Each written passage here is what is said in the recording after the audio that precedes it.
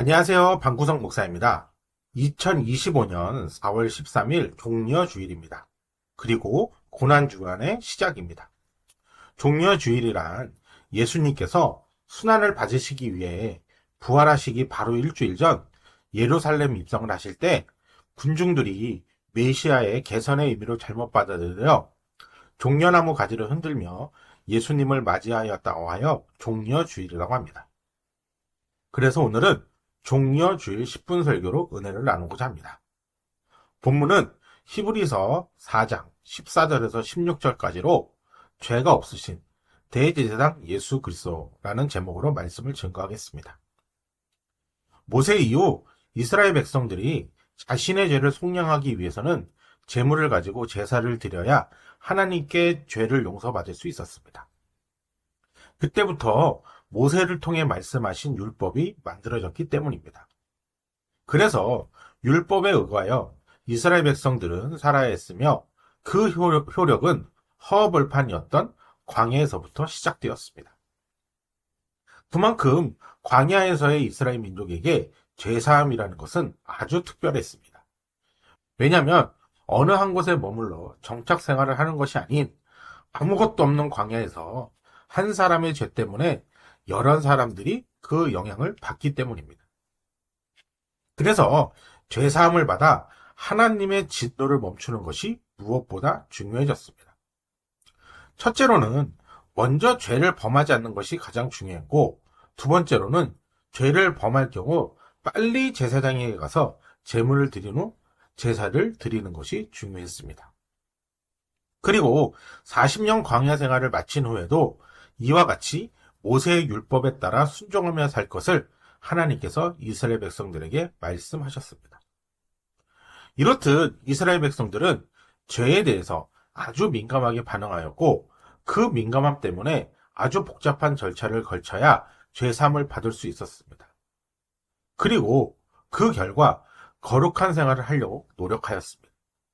하지만 광야 생활이 끝난 후 정착이 되어 사회가 안정되자 점차 죄에 대한 민감성이 떨어지고 모세에게 전해준 하나님의 율법을 등한시하게 되어 우상이 만연하고 이스라엘 사회에 악이 만연한 결과를 가져온 것이 구약에 나타난 이스라엘 민족의 역사입니다.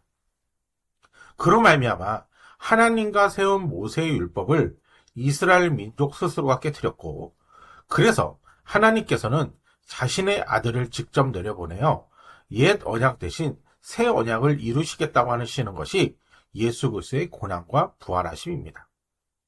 하지만 이스라엘 백성들이 모세의 율법을 깨뜨렸다고 해서 율법을 폐하신 것은 아니셨습니다. 율법을 지키는 형태는 이미 깨트러져 유용한 상태는 아니었지만 율법에 새겨진 하나님의 의도만큼은 그대로 이어졌습니다. 그 내용을 아주 잘 설명한 책이 오늘의 본문의 책인 히브리서입니다. 그 중에 오늘의 본문은 예수 그리스도의 대제사장이심을 말씀하고 있습니다.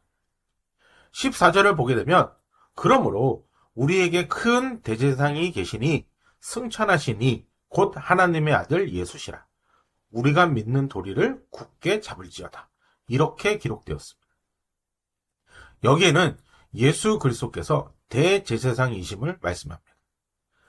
대제사장은 제사장 중 가장 큰 직분을 가진 자로서 대제사장은 1년에 한 번 대속죄일이 되면 이스라엘 백성들을 대표해서 속죄의 피를 가지고 하나님의 임재의 장소인 지성소에 들어가야만 했습니다.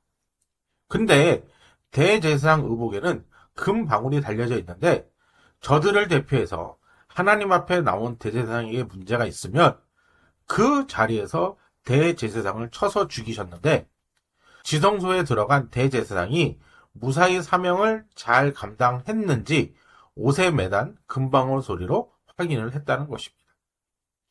이처럼 대제사장의 곳에 달린 금방울에서 나는 소리 자체가 하나님의 이스라엘 백성들의 죄를 사해 주시고 저들을 대표한 제사장을 살려주셨다라는 기쁜 소식을 전하는 도구였다는 것입니다. 그래서 하나님께서 자신의 아들이신 예수님을 이 땅에 보내시어 온 인류의 죄를 위해 예수님 직접 속죄의 피를 흘리심으로 그 피를 하나님이 받으심으로 인해 죄가 용서함을 받을 수 있는 길을 열어주셨습니다. 그 용서함을 받는 방법은 바로 14절 하반부에 말씀하셨듯 우리가 믿는 도리를 굳게 잡아야 된다는 것입니다. 그래서 우리는 믿음으로 말미암아 하나님의 은혜로 구원을 받을 수 있는 것입니다. 우리가 예수 그리스도를 믿는다라는 것은 우리가 하나님의 구원을 받았다라는 증거이십니다. 대제사장에게 달린 방울에서 소리가 나야 하나님께서 이스라엘 백성들의 죄를 사해 주셨다는 것이듯 하나님께서 우리의 믿음을 보시고 예수 그리스도의 피의 공로를 보셔서 구원해 주시는 것입니다. 그 구원하면은 우리를 향하신 사랑과 동정이 담겨져 있습니다. 왜냐하면 우리는 내가 주인이 되려는 죄성을 가졌기에 하나님 믿기를 거부할 수밖에 없습니다. 그렇다고 모든 괴로움이 죄 때문에 온다고는 할 수는 없지만 하나님을 믿기 위한 거부한 우리에게 징계가 주어지므로 인생의 괴로움이 죄 때문에 올 때가 많이 있습니다. 이러한 연약한 불쌍한 우리들을 징계하시기보단 우리가 당한 시험과 같이 똑같은 시험을 당하심으로 우리의 사정을 이해하시고 동정하신다는 것입니다. 그래서 15절을 보게 되면 우리에게 있는 대제사장은 우리의 연약함을 동정하지 못하실 리가 아니요 모든 일에 우리와 똑같이 시험을 받으시니 이르되 죄가 없으시니라 이렇게 기록되었습니다. 그렇다고 해서 예수님께서 이해와 동정만 하시는 것은 아닙니다. 우리를 긍휼하심으로 말미암아 때에 따라 돕는 은혜를 주십니다. 그럴 만한 능력이 있으신 이유는 바로 예수님께서 죄가 없으시기 때문입니다. 죄가 없다라는 것은 다른 말로 예수님은 하나님이시라는 것입니다. 남자의 후손인 인간은 한 명도 빠짐없이 죄가 있습니다. 하지만 성령으로 잉태된 여자의 후손이신 예수 그리스도는 죄가 없으십니다. 오직 하나님이신 예수님만이 자신이 직접 당당하신 십자의 고난으로 말미암아 우리의 사정을 긍휼히 여기심으로 우리에게 때에 따라 돕는 은혜를 베푸시는 것입니다. 그러면 우리가 해야 할 것은 무엇입니까? 16절에 이렇게 기록되었습니다.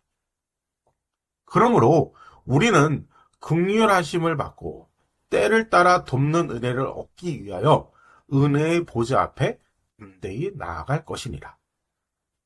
이렇듯 우리는 은혜의 보좌 앞에 담대히 나아가야 합니다. 이 말은 더욱더 믿음을 굳건히 해야 한다는 것입니다. 믿음이라는 것은 어느 누군가가 본이 되어질 때 믿을 수 있습니다. 그래서 예수님께서는 자신이 직접 인간이 당할 수 있는 고난과 역경을 당하심으로 본이 되어 주셨습니다. 그리고 구약에 예언된 본인께서 하나님의 아들이심을 공생의 기적을 통해서 보여주셨습니다. 그래도 믿지 않자 자신이 직접 죄를 이기신 자로서 부활하심으로 말미암아 보여주셨습니다. 다음 주는 사망 권세를 이기시고 부활하신 예수님을 특별히 기념하는 부활절입니다. 그래서 부활에 관한 이야기는 다음 주에 말씀드리겠습니다. 말씀을 마치겠습니다. 예수님의 순환은 자신을 위한 순환이 아니라 모든 사람을 죄에서 구원하시고 연약하고 불쌍한 처지를 해결하시기 위해 당하셨습니다. 구원의 대제사장이 대속죄일에 1년에 한 번씩 온 이스라엘 백성들의 죄를 대신하여 죽을지도 모르는 지성소에 들어가 죄를 담당하는 제사를 드렸듯 우리 예수님께서는 자신이 십자가에 죽으실 줄 알고 그 험한 십자가를 지셨습니다. 그분의 은혜에 감사하며 예배하는 것이 성도의 본분인 것입니다. 방구석 목사가 전하는 성경으로 세상을 보는 방법을 같이 공유하고 공감하실 분들은 구독과 좋아요 부탁드립니다.